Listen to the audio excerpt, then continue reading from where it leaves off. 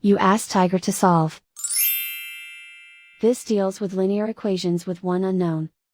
The final result is m equals -2. Let's solve it step by step. Group all constants on the right side of the equation. Subtract 5 from both sides. Group like terms.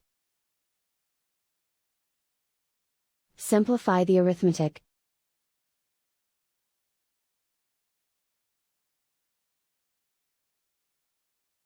Isolate the m. Divide both sides by 8. Simplify the fraction. Find the greatest common factor of the numerator and denominator. Factor out and cancel the greatest common factor. And so the final result is m equals -2.